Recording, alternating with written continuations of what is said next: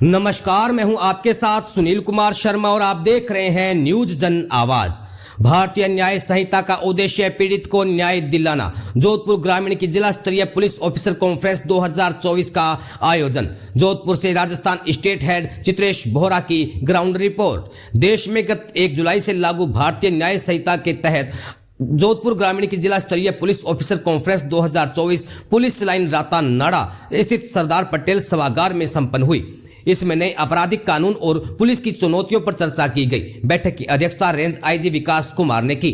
अपने संबोधन में आईजी विकास कुमार ने कहा कि देश भर में लागू हुए नए आपराधिक कानून और इन कानून की धाराओं को आम पुलिसकर्मी बेहतर तरीके से समझ सके, इसके लिए इस तरह की कॉन्फ्रेंस की जा रही है। उन्होंने कहा कि पूर्व में अंग्रेजों के जमाने के बने कानून, जिनका नाम भारतीय दंड संहिता था, यानी अपराधी को दंड देना उद्देश्य था, लेकिन भारतीय न्याय संहिता का उद्देश्य न सिर्फ अपराधी को दंड देना है बल्कि पीड़ित पक्ष को न्याय मिले, यह सुनिश्चित करना है। इस तरह से बनाए गए नए कानून और आने वाले समय में पुलिस की कार्यप्रणाली को किस प्रकार से बदला जाए, इसके लिए हम सबको मिलकर काम करना है। आईजी विकास कुमार ने कहा कि पुलिस को अपनी भूमिका को समझते हुए सुधारात्मक कार्यों को प्राथमिकता देनी चाहिए। इसके अलावा बड़ी सजा वाले मामलों में फोरेंसिक टीम की भूमिका भी अहम रहेगी, खासकर उन अपराधों में जिनमें सजा 7 साल से अधिक हो। बैठक में ग्रामीण एसपी राममूर्ति जोशी ने कहा कि जयपुर में हुए राष्ट्रीय स्तर के सम्मेलन में धरातल स्तर पर किस प्रकार से पुलिसिंग को हो, इसी को लेकर यह सम्मेलन जिला स्तर पर किया जा रहा है। बैठक में चर्चा की गई कि अंग्रेजी शासन के से लेकर अब तक के कानूनी प्रावधानों में बदलाव की आवश्यकता है। मुख्यतः अपराधियों को दंडित करने के बजाय उन्हें सुधार की दिशा में ले जाने की आवश्यकता है। पुलिस अधिकारियों का मानना है कि दोषियों को सुधारने की प्रक्रिया में आगे बढ़ने की जरूरत है, ताकि अपराध की पुनरावृत्ति कम हो सके। पुलिस के सामने पारदर्शिता बनाए रखने, ग्रामीण क्षेत्रों में चुनौतियों से निपटने और आधुनिक तकनीकी उपायों को अपनाने की महत्वपूर्ण चुनौती है। इसके साथ ही सोशल मीडिया का उपयोग भी अपराध नियंत्रण में महत्वपूर्ण भूमिका निभा रहा है।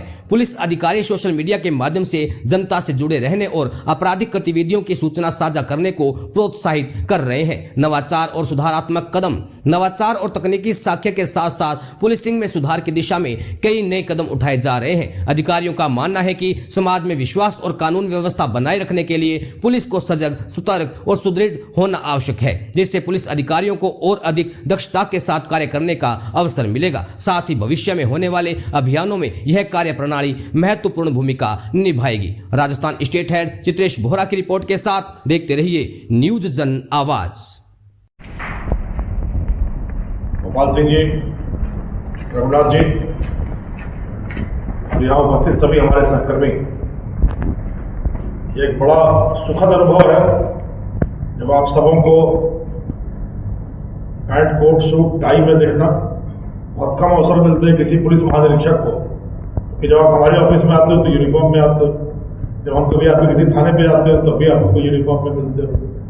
तो एक विदाई समारोह होता है और ऐसे बहुत कम मौके होते हैं जब हम लोग सिविल में अपने पसंद के अच्छे वेशभूषा में उपस्थित हुए। इस वेशभूषा उत्कृष्ट पुलिसिंग की दिशा में, उत्कृष्ट पुलिसिंग के भविष्य पथ पर सजग, सतर्क एवं सुदृढ़ कदम रखने के लिए विचार रखा। अब मैं 5 टॉपिक्स आपके पास रखता हूं जिन पर आपको विचार मंथन करना है।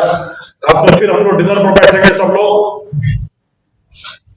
नए लागू हुए कानूनों के बारे में, को लागू करने में आ रही कठिनाइयां, विचारों में परिवर्तन, सुगमताओं, उन पर विस्तार से चर्चा करेंगे। डिनर पर रात्रि विश्राम हम लोग साथ करेंगे। पुलिस लाइन में एक अनूठा अभिनव प्रयोग होगा। यह इसलिए है कि हम जिस लीक पर चलते रहे, जिस लकीर को का पीछा करते रहे, अनुसरण करते रहे, उससे हटकर कुछ सोच सके, कुछ करने की दिशा में आगे बढ़ सके, जो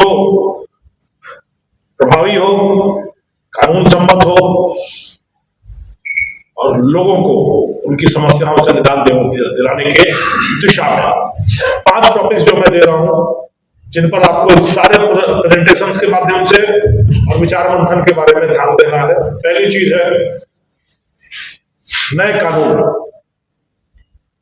जैसा आप जानते हैं, भारतीय दंड संहिता की जगह भारतीय न्याय संहिता आ गई। दंड प्रक्रिया संहिता की जगह भारतीय नागरिक संरक्षा संहिता आ गई। और भारतीय साक्ष्य अधिनियम BSA नया आ गया।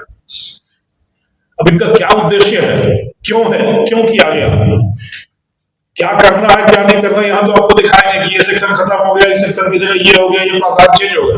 बट मूलभूत अवधारणा क्या है? मूलभूत अवधारणा यह है जो निहित है नाम में, जिसका नाम पहले था भारतीय दंड संहिता, उसका नाम अब हो गया भारतीय न्याय संहिता, यानी दंड शब्द को रिप्लेस किया गया न्याय से। पहले अंग्रेजों का बनाया कानून था, जो गलत करे उसको दंडित करना है और वहां जाकर इतिश्री हो जानी है, यही उद्देश्य था। जिसने गलत किया उसको दंडित किया गया और खत्म हो गया। और अब इसका विस्तार किया गया है न्याय संहिता, यानी न सिर्फ दोषी को दंड मिले, बल्कि जो पीड़ित है उसके मन में यह भावना जागृत हो कि मेरे साथ न्याय हुआ। जो समाज में बाकी चक्षुदर्शी हैं या जिन लोगों तक यह बात जाती है, उनको पता चले कि हाँ ये न्याय हुआ, जो दोषी है उसको सुधार की दिशा में ले जाया जाए। ये गलती की सजा पाकर आगे सुधरने वाला हो, मेरे सुधार के लिए यह चीज है, सिर्फ दंडित करने के लिए नहीं है।